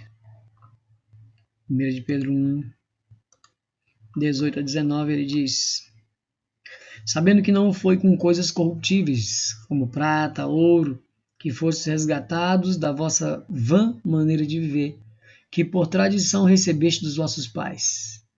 Mas por quê? Mas com o precioso sangue de Cristo, como de um cordeiro imaculado e incontaminado, o qual, na verdade, em outro tempo foi concebido antes da fundação do mundo, mas manifestado nesses últimos dias por amor de vós. Por amor de vós. Então veja, através do sangue precioso de Cristo. Esse que foi morto antes da fundação do mundo. Porque na presciência de Deus ele foi morto, conhecido. Foi manifestado. Por quê? Porque na presciência de Deus, Deus já sabia de tudo que ia acontecer. Então por isso que ele foi morto antes da fundação do mundo. Ou apresentado antes da fundação do mundo. Ou no outro tempo foi conhecido antes da fundação do mundo. Qual outro tempo? A eternidade, em eternidade. Deus já sabia de tudo. Deus não foi pego de surpresa. Não existe plano B. Não existe plano B. Então a cédula foi rasgada através do precioso sangue de Cristo. Nós passamos a entrar neste descanso. Como aponta para a vinda de Cristo, isso nos remete ao número dos selados. Lembra? 144.000. Apocalipse 7,14. Falamos muito sobre isso. Quem são os 144.000? Quem entende que os 144.000 são judeus, perde essa revelação agora que nós vamos ver. Vai perder essa revelação agora. Apocalipse 7. Apocalipse 7, a pessoa perde essa revelação maravilhosa. 7,14. E eu disse, Senhor, tu sabes.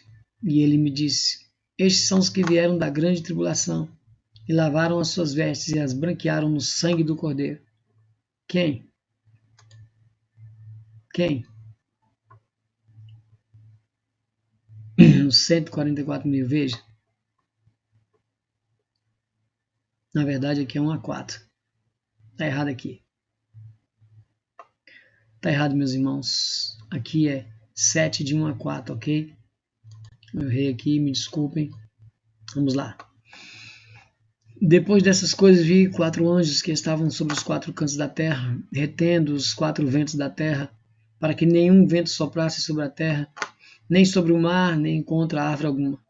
E vi outro anjo subir na banda do sol nascente, que tinha o selo, veja só, o selo do Deus vivo, e clamou com grande voz aos 4 anjos, a quem fora dado o poder de danificar a terra e o mar, dizendo: Não danifiqueis a terra, nem o mar, nem as árvores, até que hajamos assimilados na testa os servos do nosso Deus. Então, veja só, e ouvi o número dos assinalados. Quem? Dos selados. E eram 144 mil. Veja, 144 mil assinalados de todas as tribos dos filhos de Israel. Pronto. Você ouviu aqui, você pensa que os 144 mil selados é judeus. Você perde a revelação por isso. Aquele que entende as duas casas sabe, nos estudos passados você entendeu que quem são os 144 mil. 144 mil não são e não é um número simbólico. É as premissas que são apresentadas diante de Deus. Não dá para explicar aqui agora que o estudo está ficando um pouco grande. Mas quem acompanhou, quem não sabe, acompanhe. Vamos voltar para os estudos anteriores para poder a gente recapitular e se ligar nisso aqui. Não são judeus. É as duas casas de Israel. Judeus e gentios formam as premissas, os 144 mil selados. Claro que são os remanescentes, ok? Vamos lá. Em Apocalipse 14, 1, 5. 14, 1, 5. Para confirmar isso aí, né? E olhei, e eis que estava o Cordeiro sobre o monte Sião, e com ele os 144 mil, que em suas testas tinham escrito o nome dele e do seu pai. Então, o selo, que foi apresentado em Apocalipse 7, em suas testas era o quê? Era o nome do pai. Né? Ou seja, eis que estava o Cordeiro sobre o monte Sião, 144 mil, e em sua testa tinha o quê? Escrito o nome dele e do seu pai. Este é o selo. E ouvi uma voz do céu como uma voz de muitas águas e com a voz de um grande trovão, uma voz de arpistas que tocavam com a sua harpa. Sacerdotes. 144 mil eram sacerdotes. Quem tocava a harpa eram o quê? Eram os sacerdotes. E cantavam um cântico novo diante do trono, diante dos 4 anciões e dos animais dos anciões. E ninguém podia aprender o cântico, senão os 144 mil que foram comprados da terra. Então veja, os 144 mil foram comprados da terra. Se você acredita que a igreja não está aqui, então a igreja não foi comprada da terra através do quê? De Cristo, que pagou o preço, resgatou, rasgou a cédula, cravou na cruz. Então você pensa que somente os judeus foram salvos. Não é assim que deveriam pensar. Mas não, 144 mil. Judeus e gentios comprados da terra. Esses são os que não se contaminaram, né? Não estão contaminados com mulheres, porque são virgens. Esses são os que seguem o Cordeiro para onde quer que vai. Esses são os que dentre os homens foram comprados. Dentre os homens foram comprados. Quem foi comprado? 144 mil. Por que agora ele está falando que eles são virgens? Como premissas para Deus e para o Cordeiro. Por que fala que eles foram comprados? E agora são virgens? Porque agora eles se tornaram reis e sacerdotes. Se tornaram virgens. A igreja virgem imaculada. Eles agora são virgens imaculadas. Né? A igreja, o Israel de Deus. Aí muitos pensam. Israel, as pessoas tinham que não se. Os 144 mil são judeus que não vão se misturar com mulher e vão pregar o evangelho na tribulação. Não tem base bíblica. Vocês entenderam? Quem acompanha o estudo entendeu. Quem não acompanha, mais uma vez, tá? Pegue o segmento para não entender errado e não entender isso até mesmo uma heresia, porque se você não acompanhar, você vai ver dessa forma, porque o sistema hoje está baseado em uma pregação onde desconstrói tudo isso que nós estamos falando aqui. Mas nós estamos citando a Bíblia, falando da Bíblia, e tem que ter um segmento para entender. Apocalipse 21, 7. 21, 7. Para confirmar. Quem vencer dará todas essas coisas, e eu serei o Deus, e ele será meu filho. Quem vencer, quem superar, quem passar, quem ser fiel até a morte para receber essa coroa, vai herdar todas as coisas que ele está falando. Ok? Os 144 mil salvos representam a plenitude da obra salvadora e redentora. Mais uma vez, eu não quero dar ênfase nos números, Deus é um matemático, mas isso nos traz tremenda revelação. Mas eu peço aos irmãos que não se apeguem, não fiquem nos números, grilados com os números muito não. Quando você adquirir uma experiência, você pode ir, você não se perde. Mas as pessoas que estão iniciando, se realmente se apegarem somente no número e esquecer as outras coisas, eles podem se perder. Então, muito cuidado com isso para não se tornar judeus cabalistas, né? Que acreditam em numerologia dentro da Bíblia e dá problema. Nós estamos ensinando isso porque são chaves para nós entendermos mais coisas adiante. 144 mil salvos representam a plenitude da obra salvadora, ou seja, 24 nações, igual 12 patriarcas vezes 12 apóstolos, vezes 1000, que dá o quê? 12 vezes 12, 144 vezes 1000, que é o reino milenar, dá 144 mil, que é o reino milenar. Apocalipse 21, 12, 14. Nós lemos agora o 21. E tinha um grande alto muro com 12 portas, e nas portas 12 anjos, e o nome escrito sobre elas, que são os nomes das tribos de Israel. Então nós estamos pensando em entrar numa cidade onde, né, tem nas suas portas, né, os nomes escritos das tribos. Da banda do Levante, 3, da banda do Norte, 3, da banda do Sul, 3, né, portas, e da banda do Põe, 3 portas. E o muro da cidade tinha 12 fundamentos neles, e os nomes dos 12 apóstolos do Cordeiro. 12 apóstolos judeus. Então queremos entrar em uma cidade onde tem o nome, né, das tribos e tem o nome dos apóstolos. E o muro da cidade tinha 12 fundamentos, e neles os nomes dos 12 apóstolos do Cordeiro. E aquele que falava comigo tinha uma cana de ouro para medir a cidade e as suas portas e o seu muro. A cidade estava situada com um quadrado. Seu comprimento era tanto como a largura, e mediu a cidade com uma cana de até 12 mil estádios. Seu comprimento, a largura e a altura eram iguais. Então, 12 mil vezes 12 mil vezes 12 mil é a completude de todo o povo. De todo o povo salvo estaria dentro dessa Jerusalém, se juntando com os servos do Senhor.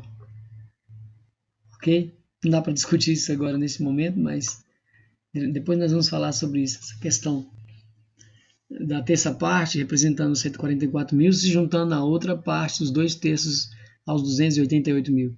Não dá para falar agora, eu só estou alertando os irmãos. Para quando a gente for falar, você vai lembrar dessa fala minha, ok? Jesus, Deus está resgatando 1 terço que caiu do céu. Repito, não são aqueles anjos que caiu, que somos nós, ok? Até porque são números literais. Não existe uma doutrina herege, ok? Mas Deus está resgatando uma parte que caiu. A terça parte caiu, a terça parte está sendo levada. Não são os mesmos. Não existe reencarnação. Não existe esse ciclo de estar vindo e voltando, ok? Preste atenção no que eu estou falando. Não ponha palavras na minha boca. Vamos lá. Eu estou falando isso para você linkar quando nós formos tratar de algo relevante lá na frente. Não nesse estudo, mas à frente. Para concluirmos, aquele grande dia, a promessa irá se cumprir, onde o domínio será tirado definitivamente da serpente. Quando? A promessa está aqui, o proto-evangelho. Né? Haveria um da descendência que iria pisar a cabeça da serpente, Cristo, e através de Cristo, nós. Hebreus 2, 14, 15. Hebreus 2, 12, 14, 15. Ele diz: segui a paz com todos e a santificação, sem a qual ninguém verá o Senhor. Sem santificação, sem separação da obra da carne, ninguém vai ver o Senhor. Tendo cuidado de que ninguém se prive da graça de Deus e de nenhuma raiz de amargura brotando vos perturbe, e por ela muitos se contaminem. Então, segui a paz com todos e sem a santificação ninguém verá o Senhor. Paz. Por isso que nós não temos que brigar, nós temos, Jesus veio trazer a paz. Temos que ter a paz.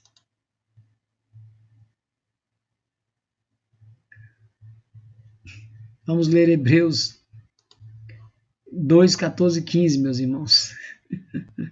Eu li 14, né? 2, 14 e 15. Peço desculpa de novo. A gente está preocupado com a duração do estudo e está querendo correr um pouquinho, e isso às vezes traz isso, né? Faz isso mesmo. Então, Hebreus 2, 14 e 15.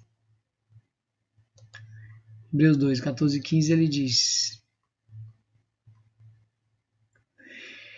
E visto como os filhos participam da carne e do sangue, também ele participou das mesmas coisas, para que pela morte aniquilasse o que tinha o império da morte, isto é, o diabo, e livrasse todos os que, com medo da morte, estavam por toda a vida sujeitos à servidão. Então, por toda a vida nós estávamos sujeitos à servidão, mas Cristo veio nos livrar desse cativeiro, nos livrar dessa morte eterna, através dele. Salmo 110, 1, 3. Salmo 110, 1, 3. Salmo 110, 1, 3.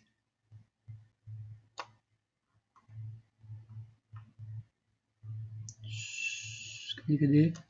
Salmo 110, 1, 3. Salmo de Davi. Disse o Senhor ao meu Senhor: Assenta-te à minha mão direita, até que eu ponha os teus inimigos por escabelos de seus pés. O Senhor enviará o cetro da tua fortaleza desde Sião, dizendo: Domina no meio dos teus inimigos. E o Senhor se apresentará voluntariamente no dia do teu poder, com os santos ornamentos, como vindo do próprio seio da alva, será o orvalho da tua mocidade. Interessante que aqui é como se Salmo 110 ele representa a entrada de Cristo no céu, no Santo dos Santos. É como se Deus tivesse falado: senta aqui, ó. Disse o Senhor a meu Senhor, Deus falando com Cristo. Calma. Não vamos falar da Trindade nesse momento, ok? Nós cremos que é uma única pessoa. Mas pedagogicamente é como se dissesse para mostrar para nós a entrada triunfal de Cristo nos céus. Onde Deus está falando: calma, fica aqui, até que eu ponha os teus inimigos por escabelos dos teus pés. Quando isso vai acontecer? Justamente na última trombeta, onde ele vai vir resgatar os seus, e nós vamos descer e pisar a cabeça da serpente, e estaremos por cima, e Satanás e toda a companhia dele estará debaixo dos nossos pés. Romanos 8, 20 e 23. Estamos acabando, ok? Romanos 8, 20 e 23. Romanos 8, 20 e 23. Porque a criação ficou sujeita à vaidade, não por sua vontade, mas por causa do que a sujeitou. Então, a criação, aqui a natureza, preste atenção, na esperança de que também a mesma criatura seja libertada da servidão. Então, a natureza espera a nossa libertação. Mesma criatura seja liberta da servidão da corrupção, para a liberdade da glória dos filhos de Deus. Porque sabemos que toda a criação geme e está juntamente com dores de parto até agora. E não só ela, mas nós mesmos, que temos as premissas do Espírito, também gememos em nós mesmos, esperando a adoção, a saber, a redenção do nosso corpo. Por que ele falou adoção? Paulo está falando aos gentios, que seriam adotados. Lembra das duas oliveiras em Romanos capítulo 9, Romanos capítulo 9, 10, 11, ali a oliveira no capítulo 11? Nós somos adotados. Então a natureza espera o que? A redenção da criatura, para que ela também saia desse cativeiro, saia dessa dor. Que ela também sofre. Com ela nós gememos. Que dia? Nós esperamos e aguardamos a redenção, a libertação desse ciclo do pecado, das obras de Satanás que domina nesse mundo. Ok? No ano do jubileu, na última trombeta da temporada, haverá libertação, fim da escravidão. Cada um tornará para sua herança. Lembra da lei aqui? Lembra? A bateria querendo acabar, né, irmãos? Vamos lá. A informática tem disso, né? Vamos lá. Pronto, está conectado. Então aqui está justamente essa questão da herança, que vai tornar, lembra? Literalmente, para os judeus ele retornava a sua herança, retornava para a sua família, ele é devolvido. Se ele era escravo, ele é devolvido à família. Se a terra fosse tomada, ela é devolvida ao dono original. Pois é. Em Apocalipse 11 também nós vamos ter de volta. Veja só, Apocalipse 11, 11 e 15. Eu gosto de ler Apocalipse 11 todo, mas não dá tempo e não dá para conversar. Já falei, já li em outros estudos, né? Mas outro dia a gente lê ele completo para destrinchar somente ele. E tocou o sétimo anjo a trombeta. O sétimo anjo. Por acaso a igreja ou Israel foi arrebatado antes da tribulação? Quem conhece sabe qual é o tempo dessa sétima trombeta. O Paulo conhecia, mas não é hora agora. Tocou o sétimo anjo a trombeta e houve no céu grandes vozes que diziam: os reinos do mundo, preste atenção, do mundo, vieram a ser do nosso Senhor e do seu Cristo, e ele reinará para todo sempre. Já era de Cristo. Cristo tem autoridade sobre todas as coisas foram criadas nele, para ele e por ele. Mas ele não assumiu o reino. Ele veio, obteve o direito de assumir o reino e está nos céus aguardando o tempo exato, onde ele vai vir então assumir o reino. Ele vai sentar no trono, cumprindo a promessa dele que jamais faltaria um da descendência de Davi para sentar no trono. Ele é a descendência. Ele vai sentar no trono. Mas tem o tempo certo, a ocasião própria para isso. E é nesse tempo, tocou o anjo a trombeta. O ressoar da sétima trombeta, haverá um grande mistério, o arrebatamento, somente no final da tribulação. Mas deixa esse assunto para um outro estudo, ok? Efésios 1, 11 e 14. Estamos fechando. Efésios 1, 11 e 14.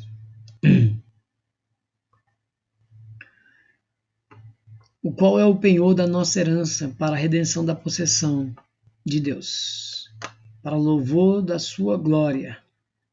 É até quanto, irmão? 11 e 14. A 11 e 14. Vamos lá.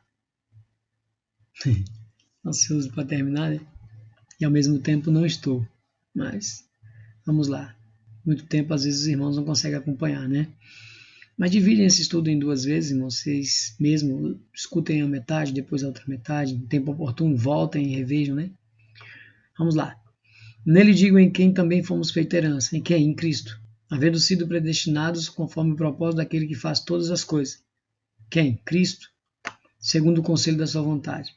Com o fim de sermos para o louvor da sua glória, nós, os que primeiro esperamos em Cristo, em quem também vós estáis, depois de ouvirdes a palavra da verdade, o evangelho da vossa salvação, e tendo nele também crido, fostes selados com o Espírito Santo da promessa, o qual é o penhor, a garantia, o carimbo da nossa herança, para a redenção da possessão de Deus, para louvor da sua glória. É isso que nós aguardamos, nesse dia que o reino será passado, nesse jubileu que está faltando, nesse grande dia do Senhor, né, que nós receberemos a nossa herança, receberemos de volta aquilo que de direito é nosso. Aquilo que de direito é nosso, eu digo isso com convicção, porque foi entregue para Adão. Adão desviou, pecou, e foi passado para Satanás, mas o tempo da remissão está chegando. O tempo da redenção está chegando. Está muito próximo da nossa herança ser restabelecida, porque nós agora somos selados com o Espírito da promessa. Temos o penhor e a garantia de que essa herança vai ser nossa, de que tudo aquilo que Deus prometeu será cumprido. Foi cumprido, está sendo cumprido e será cumprido. Quem acompanha a gente Deus Unido sabe o que eu estou falando, né? Questão do presente, passado e futuro. Então, este é o grande jubileu que está faltando. A grande trombeta que vai passar pela terra, que Cristo repete ela. Vamos ler. Isaías 61, 1, 2. Isaías 61, 1, 2. Sério, MEI. Isaías 61, 1, 2. O Espírito do Senhor Jeová está sobre mim, porque o Senhor me ungiu para pregar boas novas aos mansos, Enviou-me para restaurar os contritos de coração, a proclamar liberdade aos cativos e abertura de prisão aos presos. Isso aqui é muito importante quando nós formos falar do mundo dos mortos. Abertura de prisão aos presos, liberdade dos cativos. E apregoar o ano aceitável do Senhor e o dia da vingança do nosso Deus, a consolar todos os tristes.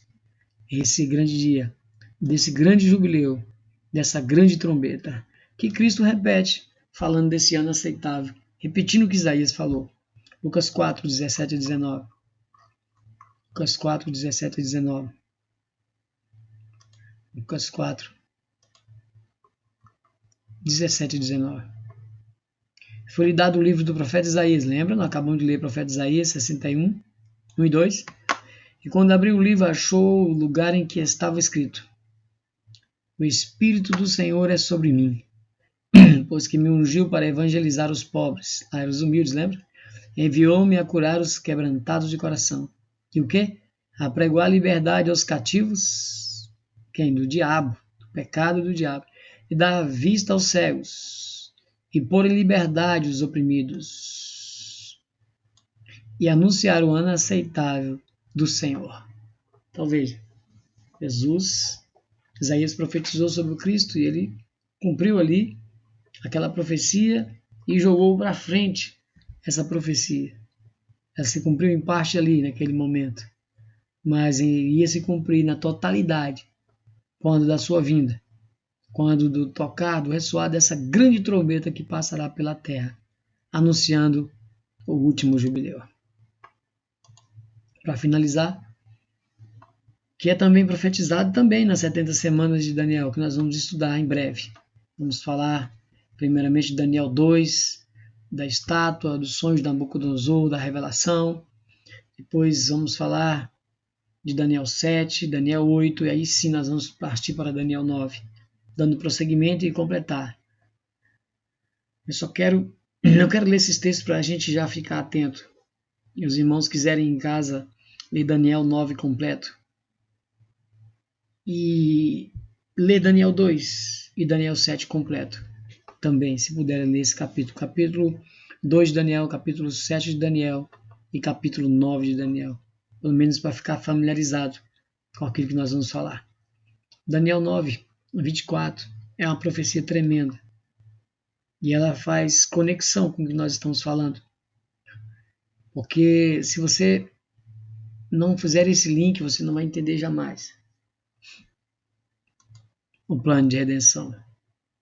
É importante, irmãos, sabermos isso. Não é só simplesmente para conhecimento, ou simplesmente não é interessante esse conhecimento, só basta eu crer que Jesus salva e está tudo certo. Não, eu sempre falo isso.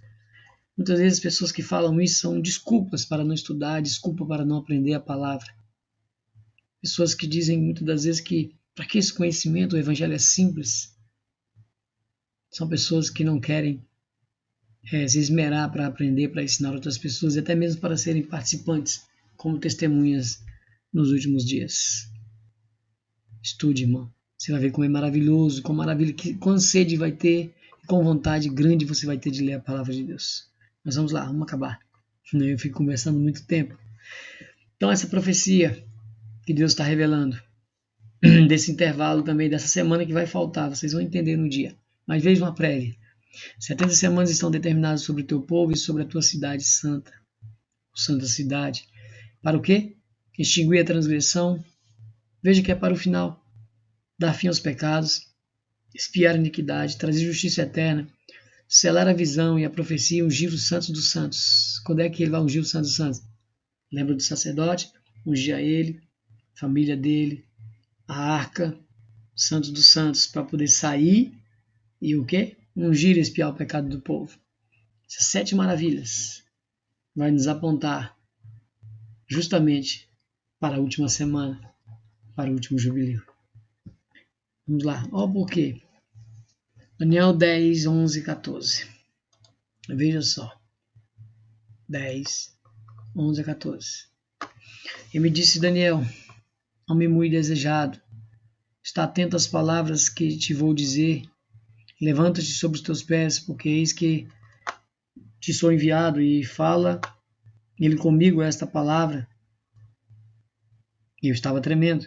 Então me disse: não temas, Daniel, porque desde o primeiro dia em que aplicastes o teu coração a compreender e a humilhar-te perante teu Deus, são ouvidas as tuas palavras, e eu vim por causa das tuas palavras.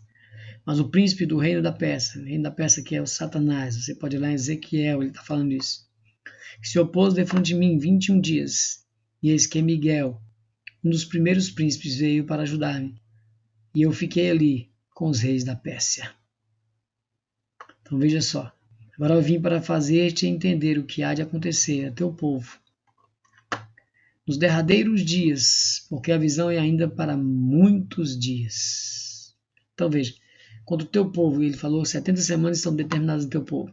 Se você entender que é judeus, aquelas 7 maravilhas, aí se nós entendemos que é judeus, a igreja está fora da expiação eterna, fora da unção dos santos, tabernáculo celestial, que ali simboliza o lugar ali, a destra de Deus simboliza os santos dos santos. Então nós estamos fora dessa promessa. Mas quando entendemos que somos igrejas dentro de Israel espiritual, as duas casas, ali onde elas se juntam no final, judeus e gentios, formando o que? Um Israel espiritual, não na carne, repito. Não preciso virar judeu para entrar nessa promessa, ok? Ok, não coloque palavras na minha boca, não sou judeu, acredito em Cristo, ok? Estamos olhando para as promessas do Antigo Testamento para apontar para a nova aliança. Então essa promessa dessa semana que está faltando, que nós vamos aprender, é para trazer justiça eterna. E é somente na última semana, no último jubileu, no último trecho das 7 festas, que são divididas 3 e meia. Espero que os irmãos possam ter compreendido. Eu sei que é muita coisa, nesse primeiro momento às vezes é uma confusão, mas é o que eu sempre falo, tenha paciência, vai estudando. Daqui um dia você vai fazer todo ela e toda a ligação, vai ser muito fácil para você compreender essa mensagem. E ore muito. Ao abrir a palavra, ao iniciar o estudo, ore, peça discernimento, peça orientação a Deus. Porque se você não fizer assim, você não vai compreender, porque quem nos ensina não somos nós, homens, meramente. Nós, quando vamos fazer o estudo, nós temos que pedir a Deus nos diminuir. Nós temos que nos diminuir para que Ele cresça. Por isso, pense bem, ore. A palavra de Deus, ela é espiritual. Para discernir, você tem que ser um homem ou uma mulher espiritual e não carnal. Se tiver alguma dúvida, como eu falei, eu vou deixar o endereço de e-mail, você entra em contato comigo e eu vou passar os outros estudos. Eu vou tentar organizar e postá-los. Mas se você estiver ansioso para poder realmente entender e compreender, eu já posso te passar os estudos. Ok? Mas não deixe de estudar. Os dias são findos e nós precisamos de você. Quando eu falo nós, eu, meu irmão, Deus precisa de você para que esses últimos dias você pronuncie a palavra dele, mas a palavra verdadeira, a palavra que está escrita no livro sagrado, pura. Amém? Fique na paz, que Deus te abençoe grandemente, em nome de Jesus. Amém e amém. Glória a Deus.